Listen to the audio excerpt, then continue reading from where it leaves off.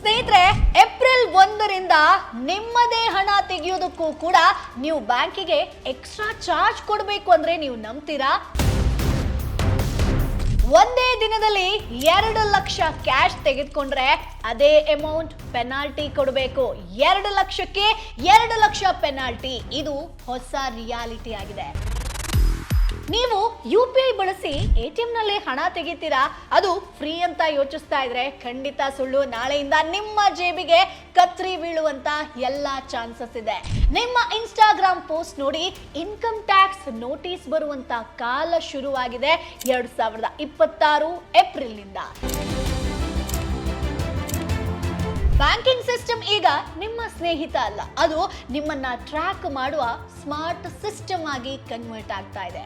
April 1ರಿಂದ ನಿಮ್ಮ bank account ನಲ್ಲಿ ನೀವು ಮಾಡುವಂತ ಪ್ರತಿಯೊಂದು ಟ್ರಾನ್ಸಾಕ್ಷನ್ ಮೇಲೂ ಕೂಡ ಕಣ್ಣಿಟ್ಟಿದ್ದಾರೆ.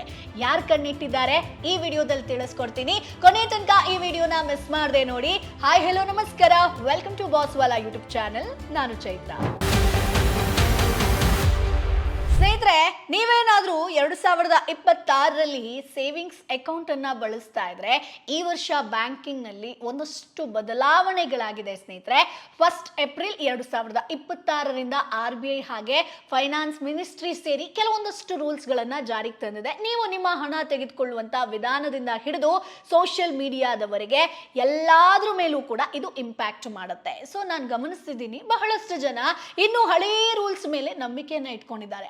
ಟ್ರಸ್ಟ್ ಮೀ, 2026ರಲ್ಲಿ ಬ್ಯಾಂಕಿಂಗ್ ಇಂಡಸ್ಟ್ರಿ ಸಂಪೂರ್ಣವಾಗಿ ಬದಲಾವಣೆ ಆಗ್ತಾ ಇದೆ. ಸೊ ಈ ಒಂದು ವಿಡಿಯೋದಲ್ಲಿ ನಿಮಗೆ ಸುಮಾರು 7ರಿಂದ 8 ದೊಡ್ಡ ಚೇಂಜ್ ಗಳ ಬಗ್ಗೆ ನಾನು ಹೇಳ್ತಾ ಹೋಗ್ತೀನಿ. ಸೊ ಬಹುತೇಕ ಎಲ್ರಿಗೂ ಕೂಡ ಇದು ಡೈರೆಕ್ಟ್ ಇಂಪ್ಯಾಕ್ಟ್ ಮಾಡುತ್ತೆ ಸ್ನೇಹಿತರೆ. ಸೊ ಹಾಗಾಗಿ ವಿಡಿಯೋವನ್ನ ಕೊನೆ ತನಕ ನೋಡಿ.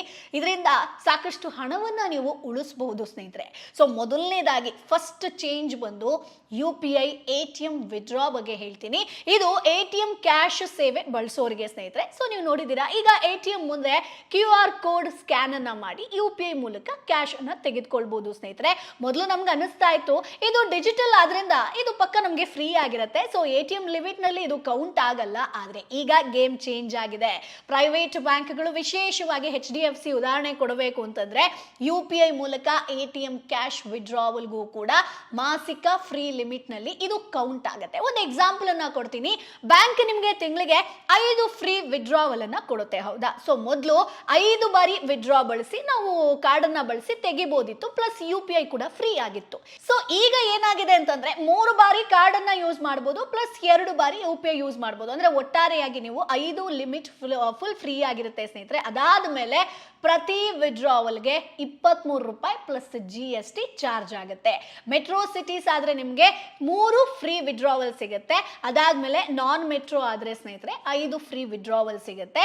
ಸಿಂಪಲ್ ಕಾರ್ಡ್ ಆಗಿರ್ಲಿ UPI ಆಗಿರ್ಲಿ ಚಾರ್ಜ್ ಒಂದೇ. ಸೊ ಇದು ನಿಮ್ಗೆ 5 ಲಿಮಿಟ್ ಅಂಡರ್ ಅಲ್ಲೇ ನಿಮ್ಗೆ UPI ಕೂಡ ಆಡ್ ಆನ್ ಆಗುತ್ತೆ. ಇದನ್ನ ನೆನಪಲ್ಲಿ ಇಟ್ಕೊಳ್ಳಿ. ಇನ್ನು ಎರಡನೇ ಚೇಂಜ್ ಬಂದು ಪ್ಯಾನ್ ರೂಲ್ಸ್ ಹಾಗೆ ಕ್ಯಾಶ್ ಲಿಮಿಟ್ಸ್ ಬಗ್ಗೆ ಹೇಳ್ತೀನಿ. ಇದು ತುಂಬಾ ಇಂಪಾರ್ಟೆಂಟ್ ಸ್ನೇಹಿತರೆ. 2026ರಿಂದ ನಿಮ್ಮ ಎಲ್ಲ ದೊಡ್ಡ ಕ್ಯಾಶ್ ಟ್ರಾನ್ಸಾಕ್ಷನ್ಗಳು ನೇರವಾಗಿ ಇನ್ಕಮ್ ಟ್ಯಾಕ್ಸ್ ಡಿಪಾರ್ಟ್ಮೆಂಟ್ಗೆ ರಿಪೋರ್ಟ್ ಆಗುತ್ತೆ. ಸೊ ಇವತ್ತಿನ ಕಾಲದಲ್ಲಿ ಇನ್ಕಮ್ ಟ್ಯಾಕ್ಸ್ ಡಿಪಾರ್ಟ್ಮೆಂಟ್ ಕಂಪ್ಲೀಟ್ ಆಗಿ ಸ್ಟ್ರಿಕ್ಟ್ ಆಗಿದೆ. ಪ್ಯಾನ್ ಕಾರ್ಡ್ ಅನಿವಾರ್ಯ ಆಗಿದೆ. ನೀವು ಕಾರ್ ಖರೀದಿಸ್ತೀರಾ, ಪ್ಯಾನ್ ಕಾರ್ಡ್ ಕೊಡಬೇಕು. ಲಕ್ಸುರಿ ವಾಚ್ ಬೇಕಾ, ಫರ್ನಿಚರ್ ಬೇಕಾ, ಯಾವುದೇ ಹೈ ವ್ಯಾಲ್ಯೂ ಇರುವಂತ ಏನೇ ಪ್ರಾಡಕ್ಟ್ ನ ಖರೀದಿ ಮಾಡ್ತೀರಾ ಅಂತಂದ್ರೂ ಕೂಡ ಪ್ಯಾನ್ ಅನ್ನ ಸಬ್ಮಿಟ್ ಮಾಡಬೇಕು ಸ್ನೇಹಿತರೆ. ಸೊ ಹೈ ವ್ಯಾಲ್ಯೂ ಲಿಮಿಟ್ಸ್ ಬಗ್ಗೆ ಹೇಳೋದಾದ್ರೆ ಸ್ನೇಹಿತರೆ, ಇಲ್ಲಿ ನಿಮಗೆ ಸೇವಿಂಗ್ಸ್ ಅಕೌಂಟ್ ನಲ್ಲಿ 10 ಲಕ್ಷ ಅಷ್ಟೇ ಲಿಮಿಟ್ ಇರೋದು, ಪ್ಲಸ್ ಕ್ಯಾಶ್ ಡೆಪಾಸಿಟ್ ಆಗಿರ್ಬೋದು, ಕ್ಯಾಶ್ ವಿಡ್ರಾ ವಾರ್ಷಿಕ ಅಷ್ಟೇ ಲಿಮಿಟ್ ಇರುವಂತದ್ದು. ಕ್ರೆಡಿಟ್ ಕಾರ್ಡ್ ಬಿಲ್ ಬಂದು 1 ಲಕ್ಷ ಪ್ಲಸ್ ಕ್ಯಾಶ್ ಪೇಮೆಂಟ್ ಆಗಿರುತ್ತೆ. ಒಂದೇ ದಿನದಲ್ಲಿ ನೀವು 2 ಲಕ್ಷ ಕ್ಯಾಶ್ ಟ್ರಾನ್ಸಾಕ್ಷನ್ ಅನ್ನ ಅಷ್ಟೇ ಮಾಡಬಹುದು. ಇದು ಲಿಮಿಟ್.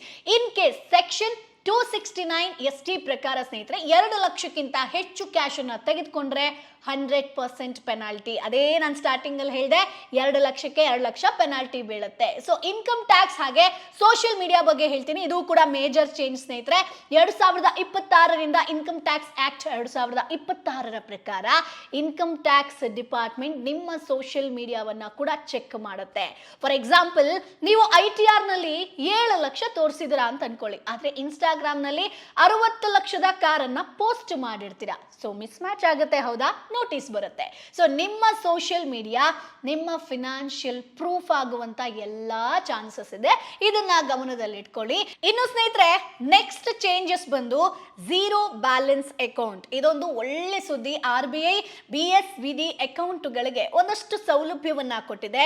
ಅನ್ಲಿಮಿಟೆಡ್ ಕ್ಯಾಶ್ ಡೆಪಾಸಿಟ್ ಆಗಿರ್ಬೋದು, ಫ್ರೀ ಡೆಬಿಟ್ ಕಾರ್ಡ್ ಆಗಿರ್ಬೋದು, ಫ್ರೀ ಚೆಕ್ ಬುಕ್ ಅಂದ್ರೆ ಲಿಮಿಟ್ ಒಳಗಡೆ, ಫ್ರೀ UPI RTGS ಆಗಿರ್ಬೋದು. ಕನಿಷ್ಠ ಬ್ಯಾಲೆನ್ಸ್ ಬೇಡ, ಝೀರೋ ಬ್ಯಾಲೆನ್ಸ್ ಇಂದಾನೆ ಮಾಡಬಹುದು. ತಿಂಗಳಿಗೆ ಕನಿಷ್ಠ 4 ಫ್ರೀ ವಿಡ್ರಾವಲ್. ಅಂದ್ರೆ ಇಲ್ಲಿ ನಿಮಗೆ ಕಾರ್ಡ್, ನಿಮಗೆ ATM ಡೆಬಿಟ್ ಕಾರ್ಡ್ ಬೇಕು ಅಂತಂದ್ರೆ ಶುಲ್ಕ ಇಲ್ಲ, ಫ್ರೀ ಆಗಿ ಸಿಗುತ್ತೆ. ಅದಾದ್ಮೇಲೆ 25 ಉಚಿತ ಚೆಕ್ ಇದು ಸಿಗುತ್ತೆ, ನಿಮಗೆ ಶೀಟ್ ಸಿಗುತ್ತೆ. ಅದಾದ್ಮೇಲೆ ಉಚಿತ ಪಾಸ್ಬುಕ್ ಆಗಿರ್ಬೋದು, ಸ್ಟೇಟ್ಮೆಂಟ್ ಆಗಿರ್ಬೋದು. ಅದಾದ್ಮೇಲೆ ಬ್ಯಾಂಕ್ಗೆ ಎಷ್ಟು ಬಾರಿ ಬೇಕಾದ್ರೂ ಹಣವನ್ನ ಉಚಿತವಾಗಿ ನೀವು ಜಮೆ ಮಾಡಬಹುದು. ಇದು ಝೀರೋ ಬ್ಯಾಲೆನ್ಸ್ ಅಕೌಂಟ್ ಇರೋರಿಗೆ ಮಾತ್ರ.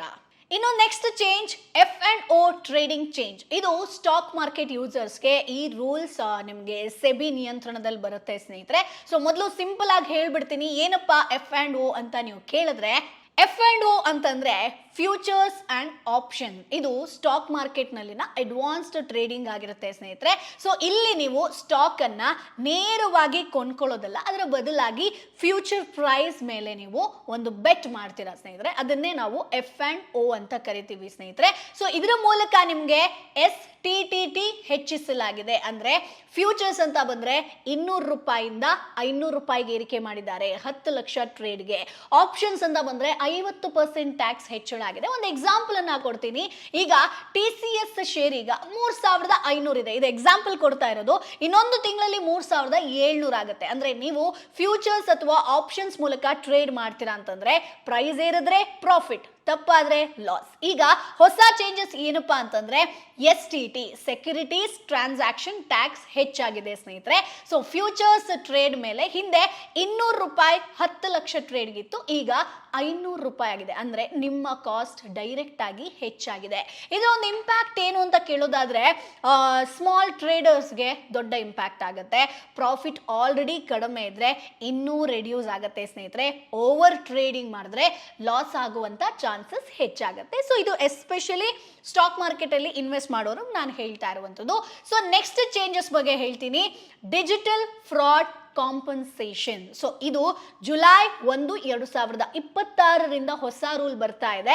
ಇದು ನಿಮಗೆ 50,000 ಒಳಗಿನ ಫ್ರಾಡ್ ಅಲ್ಲಿ ನಿಮಗೆ 85% ತನಕ ಕಾಂಪನ್ಸೇಷನ್ ಸಿಗುತ್ತೆ. ಅಂದ್ರೆ 25,000 ತನಕ ಸಿಗುತ್ತೆ. 5 ದಿನದ ಒಳಗಡೆ ನೀವು ರಿಪೋರ್ಟ್ ಮಾಡಬೇಕಾಗತ್ತೆ. ಸೊ ಜೀವನದಲ್ಲಿ ಒಂದೇ ಸಲ ಕ್ಲೈಮ್ ಮಾಡೋದಕ್ಕಾಗತ್ತೆ. ಹಾಗಾಗಿ ಫ್ರಾಡ್ ಆಗ್ತಾ ಇದೆ ಅಂತಂದ್ರೆ ಒಂದು ಹೋಗಿರೋ ಅಮೌಂಟ್ ಅಲ್ಲಿ ಒಂದು 85% ಆದ್ರೂ ನಿಮಗೆ ರಿಟರ್ನ್ ಬರುತ್ತೆ. ಬಟ್ 5 ಡೇ ಒಳಗಡೆ ನೀವು ರಿಪೋರ್ಟ್ ಮಾಡಬೇಕು. ಇನ್ನು ನೆಕ್ಸ್ಟ್ ಮೇನ್ ಆಗಿ ಲೋನ್ ರಿಕವರಿ ರೂಲ್ಸ್. ಹೊಸ ಗೈಡ್ಲೈನ್ಸ್ ಏನಪ್ಪಾ ಅಂತಂದ್ರೆ, ಹರಾಸ್ಮೆಂಟ್ ನೀವು ಮಾಡಂಗಿಲ್ಲ. ಕಾಲ್ ಟೈಮ್ ಬಂದು ಬೆಳಿಗ್ಗೆ 8 ಗಂಟೆಯಿಂದ ಸಂಜೆ 7 ಗಂಟೆ. ಪ್ರೈವಸಿಯನ್ನ ಕಾಪಾಡಬೇಕು. ರೂಲ್ಸ್ ಬ್ರೇಕ್ ಮಾಡಿದ್ರೆ ಪೆನಾಲ್ಟಿ ಬೀಳುತ್ತೆ. ಹಿಂದೆಲ್ಲ ನಿಮಗೆ ಯಾವಾಗ ಬೇಕಾದ್ರೂ ಫೋನ್ ಮಾಡಿ ಲೋನ್ ರಿಕವರಿ ಏಜೆಂಟ್ಗಳು ಫೋನ್ ಮಾಡ್ತಾ ಇದ್ರು, ಕಿರಿಕಿರಿ ಕೊಡ್ತಾ ಇದ್ರು, ಮನೆಗೆ ಬಂದು ಹೊಡಿಯೋದು, ಅದು ಇದೆಲ್ಲ ಆಗ್ತಾ ಇತ್ತು. ಸಾಕಷ್ಟು ನಾವು ಇನ್ಸಿಡೆಂಟ್ಗಳನ್ನ ನೋಡಿದ್ದೀವಿ. ಬಟ್ ಇದಕ್ಕೆ ರೂಲ್ಸ್ ಅನ್ನ ತಂದಿದ್ದಾರೆ. ಹರಾಸ್ಮೆಂಟ್ ಮಾಡಂಗಿಲ್ಲ.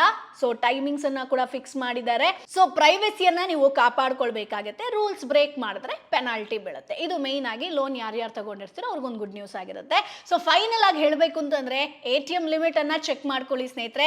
ಡಿಜಿಟಲ್ ಹಾಗೆ ITR ಡೇಟಾ ಮ್ಯಾಚ್ ಆಗುವಂತೆ ನೋಡ್ಕೊಳ್ಳಿ. ಫ್ರಾಡ್ ಆಗಿದ್ರೆ ತಕ್ಷಣ ನ್ಯಾಷನಲ್ ಸೈಬರ್ ಕ್ರೈಮ್ ಪೋರ್ಟಲ್ 1930 ನಲ್ಲಿ ರಿಪೋರ್ಟ್ ಮಾಡಿ ಸ್ನೇಹಿತರೆ. ಸೊ ಇದಿಷ್ಟು ನಿಮಗೆ RBI ಸೇವಿಂಗ್ಸ್ ಅಕೌಂಟ್ ಅಂತ ಬಂದಾಗ ಆಗಿರುವಂತ ಮೇಜರ್ ಚೇಂಜಸ್ ಏಪ್ರಿಲ್ ನಲ್ಲಿ. ಸೊ ಈ ವಿಡಿಯೋ ನಿಮಗೆ ಯೂಸ್ಫುಲ್ ಆಗಿರುತ್ತೆ ಅಂತ ಅನ್ಕೊಳ್ತೀನಿ. ಸೊ ಏನಾದ್ರೂ ಡೌಟ್ ಇತ್ತು ಅಂತಂದ್ರೆ ಕಮೆಂಟ್ ಬಾಕ್ಸ್ ಅಲ್ಲಿ ನೀವು ನೇರವಾಗಿ ಕೇಳಬಹುದು. ಮುಂದಿನ ವಿಡಿಯೋದಲ್ಲಿ ಮತ್ತಷ್ಟು ಮಾಹಿತಿ ಜೊತೆ ನಾನು ನಿಮ್ಮ ಮುಂದೆ ಹಾಜರಿರ್ತೀನಿ. ಈ ವಿಡಿಯೋನ ಎಲ್ರಿಗೂ ಕೂಡ ಶೇರ್ ಮಾಡೋದನ್ನ ಮರಿಬೇಡಿ. ಫ್ಯಾಮಿಲಿ ಫ್ರೆಂಡ್ಸ್ ಶೇರ್ ಮಾಡಿ, ಅವ್ರಿಗೂ ಕೂಡ ಒಂದಷ್ಟು ಮಾಹಿತಿ ಸಿಗ್ಲಿ. ಸೊ ಮುಂದಿನ ವಿಡಿಯೋದಲ್ಲಿ ಮತ್ತೆ ನಿಮ್ಮನ್ನ ಭೇಟಿ ಆಗ್ತೀನಿ. ಅಲ್ಲಿವರೆಗೂ ಬ್ರ್ಯಾಂಡ್ ಪಾರ್ಟ್ನರ್ಶಿಪ್ ಮತ್ತು ಜಾಹೀರಾತಿಗಾಗಿ ಸಂಪರ್ಕಿಸಿ brand@bosswala.com. WhatsApp number 9108014192. Bosswala. Be the boss.